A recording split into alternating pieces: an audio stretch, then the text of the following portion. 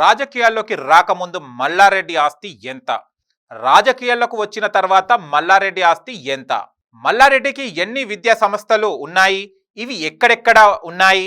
ఎవరి పేరు మీద ఉన్నాయి? రాజకీయాల్లోకి రాకముందు మల్లారెడ్డి ఏం చేసేవాడు? రాజకీయాల్లోకి వచ్చిన తర్వాత మల్లారెడ్డి నిజంగానే ఆస్తుల కబ్జాలు చేశాడా? అనేక విషయాల గురించి మనం ఈ వీడియోలో తెలుసుకుందాం. హాయ్ హలో నమస్తే, welcome to social post TV. నేను మీ యాంకర్ పప్పు. మంత్రి మల్లారెడ్డి చరిత్ర తవ్వుకున్నారు. ఇటీవల తాను పాలు అమ్మి ఈ స్థాయికి ఎదిగానన్న ఆయనే ఇప్పుడు తన పెళ్లి అయినప్పుడు తన దగ్గర ఉన్న ఆస్తులు ఎన్నో బయట పెట్టాడు. కేవలం ఒక సైకిల్, 2 పశువులు, ఇవే తన ఆస్తులు అంటూ మల్లారెడ్డి సంచలన వ్యాఖ్యలు చేశారు.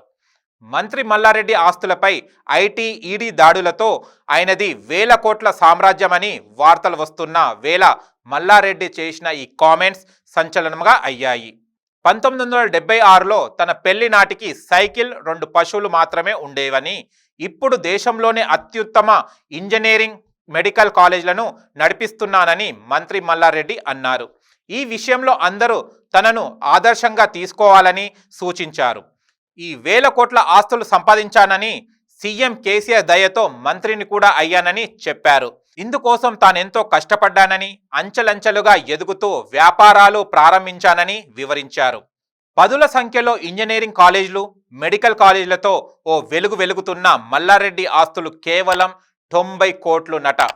వెలుగుతున్న మల్లారెడ్డి ఆస్తులు కేవలం 90 కోట్లు నట.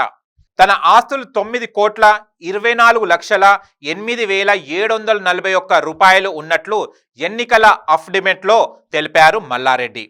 ఇందులో ఆయన భార్య కల్పన రెడ్డి స్థిర ఆస్తుల విలువ 38,69,25,565 రూపాయలు ఉన్నట్లు పేర్కొన్నారు.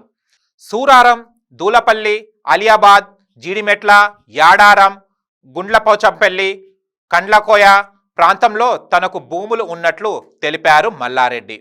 ఇక వివిధ బ్యాంకులలో తీసుకున్న అప్పులు 7,39,94,301 రూపాయలు కాగా, ఇందులో ఆయన భార్య కల్పన పేరుతో ఉన్న అప్పులు 4,48,95,098 రూపాయలుగా తెలిపారు.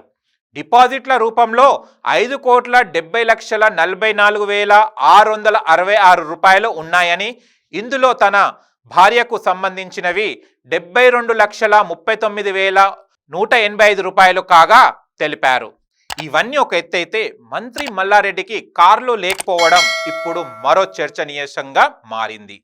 ఎన్నికల అఫిడవిట్లో తనకున్న కార్ల వివరాలను ఎక్కడా మెన్షన్ చేయలేదు మల్లారెడ్డి. అంటే తనకు కార్లు లేనట్టుగానే అధికారులు భావించాల్సి ఉంటుంది.